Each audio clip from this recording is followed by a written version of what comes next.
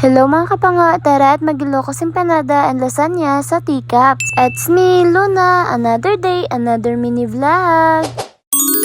Bumiyay nga pala kami sa Banwa ng Pilar Kapango galing sa Banwa ng Lutod-Lutod or President Rojas Capiz. At nagmotor lang pala kami Kapango papunta dito, so 15 to 20 minutes makakarating na kayo sa pwesto ng Teacups. Alam nyo ba Kapango na famous yung lasagna nila dito at saka yung Ilocos Empanada? Yes Kapango, marami akong nakikitang good reviews at saka good feedback sa Ilocos Empanada at saka sa lasagna nila, kaya ngayon itry natin. Syempre bagong lahat Kapango, mag-order muna tayo, diba? So isang order ng Ilocos Empanada at saka isang lasagna lang yung in-order ko dyan Kapango, tapos nagpahabol ako dyan ng Shanghai. I mean yung lumpia, tapos yung buy one take one na milk tea. Yes Kapango, buy two for only 99 pesos, diba? Nakatipid ka na, masarap pa. Hindi lang pala masarap yung Ilocos Empanada nila dito Kapango, kasi special Ilocos Empanada yung tawag nila dito. Well, malalaman natin mamaya Kapango kung sulit nga ba yung 99 pesos para sa kanilang special Ilocos Empanada. And syempre, isama na natin yung special lasagna nila dito Kapango. Oh my God! Diyan pala nga part Kapango, habang nag-video ako, nagulat ako kasi nakita ko yung kaklase ko noon nung high school. Tapos, syempre, in-stop ko muna yung video.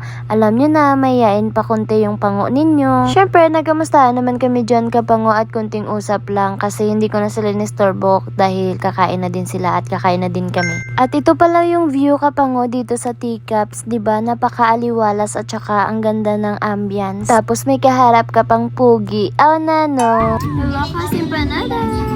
So big. Oh, look. Wait. So big. Then, lasagna.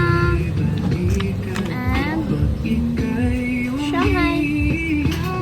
Then, buy one, take one. Milk tea. Dali na kamudi ka pang mamaw. Hindi pa ako nakatikim dyan Kapango, pero busog na talaga yung mata ko. Ang laki-laki pala ng Ilocos Empanada nila. Oh my gosh! So, ang lasagna nga pala yung una kong tinikman. Namit. Shanghai. Wait. Hold on, I'm a first try da. Sarap.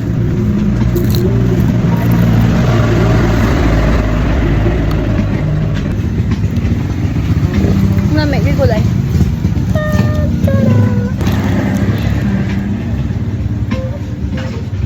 May ano, sausawan. Pachay. Pabuwa. Ay, wait. Mainit-init pa.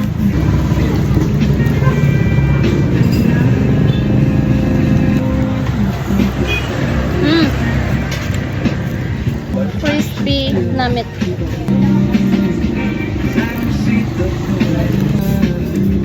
Look.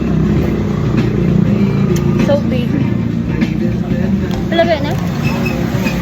So, I'm gonna rate their Ilocos Empanada Kapango 100 out of 10. Yes, Kapango, di ba makikita ninyo yung texture niya is bright orange yung color. Makikita mo talaga na malutong, I mean crispy ba. Ang sarap niya talaga Kapango kasi all meat siya. Tapos malasahan mo yung munggo, papaya, egg, at saka may cheese pa. Kaya ano pang hinihintay mo Kapango? Try mo na ang Ilocos Empanada. Next, rate naman natin yung lasagna nila Kapango kung worth it nga ba. So, nakalimutan ko sabihin Kapango, yung small pala yung in-order namin for only 159 pesos. So, for my honest review Kapango, i-rate ko siya ng 100 over 10. Yes, Kapango, walang halong eme-eme ha. Napaka-cheesy ng lasagna nila, tapos hindi tinipid sa sauce. Basta hindi ko siya masyado ma-explain Kapango kasi ang sarap, kaya i-try nyo na. Rate ang lasagna 1 to 10.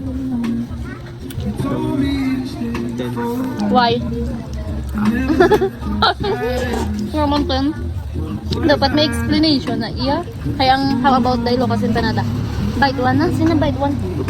Are you bite 1? There. Subong na. Oh. Bite. Bite 1.